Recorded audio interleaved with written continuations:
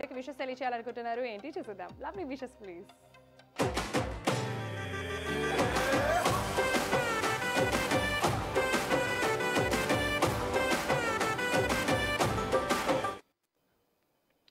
Okay.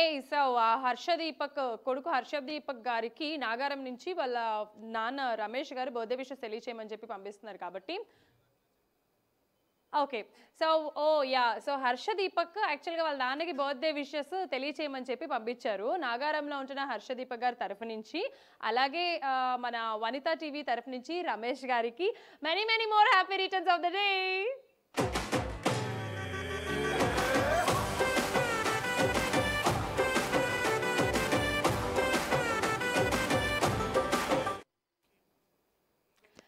So చూసారు కదా ఒక విషెస్. మరి ఇంకో